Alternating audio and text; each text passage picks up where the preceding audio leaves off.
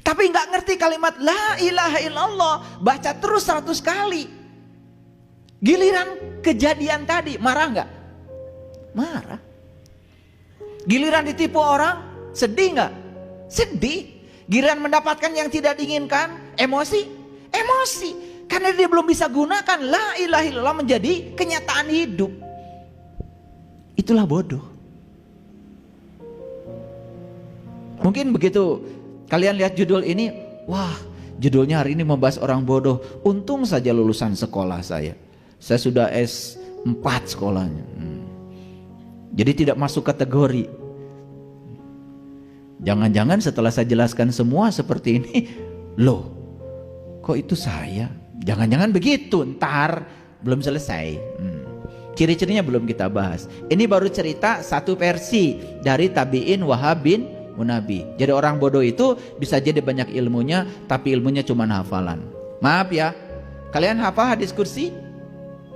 Hafal ayat kursi? Wah, hafal. Itu ayat yang pertama hafal, buat nakut-nakutin juri.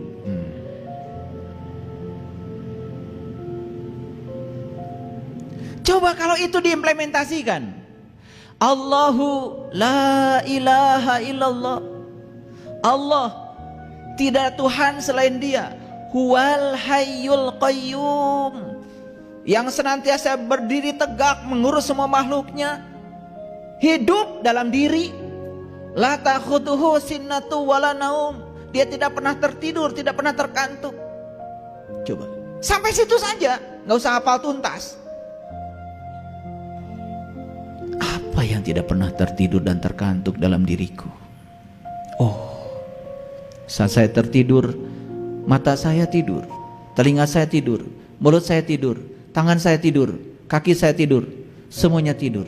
Tapi satu yang tidak pernah tertidur dalam diriku adalah nafasku. Subhanallah, la ta'khudhuhu sinnatu wala naum. Yang nggak pernah tidur, nggak pernah ngantuk adalah nafas. Siapa nafas itu?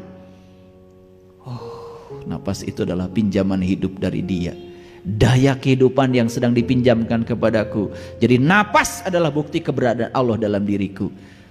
Buat apa saya mencari-cari Dia lagi keluar dari diriku?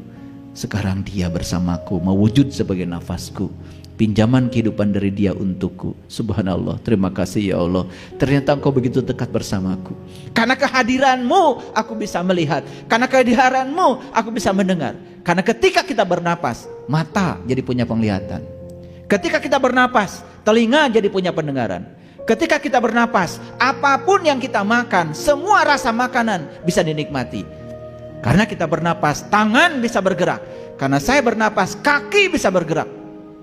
Karena saya bernafas, saya bisa merasakan energi yang dahsyat mengalir dalam tubuh saya. Menyadari napas saja sudah sampai kepada Allah. Itulah baru sampai kalimat Allahu la ilaha illa huwal hayyul qayyum la ta'khudhuhu sinnatu wala naum.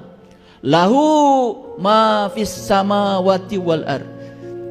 Dia meliputi langit dan bumi, meliputi. Oh, berarti saya diliputi dong. Kalau Dia meliputi, jelas Dia bukan sosok. Semua yang diliputi adalah sosok, yang meliputi jelas bukan sosok. Apa kalau begitu Allah? Siapa yang meliputi saya? Bukankah kita diliputi ruang kosong ini?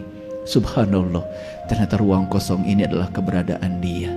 Kosong tapi isi, isi tapi kosong.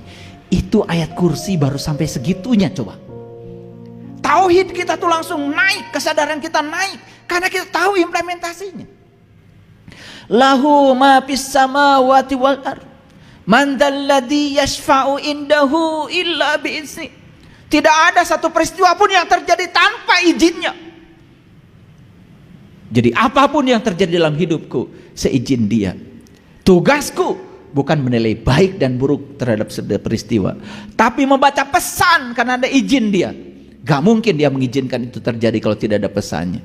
Di balik semua yang disebut bencana oleh kita ada izin, karena Dia sedang mengajarkan sesuatu pada kita.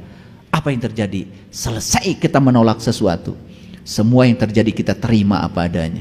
Kita bisa menerima pasangan hidup kita apa adanya, kita bisa menerima semua orang apa adanya, dan kita bisa menerima orang baik dengan orang buruk apa adanya.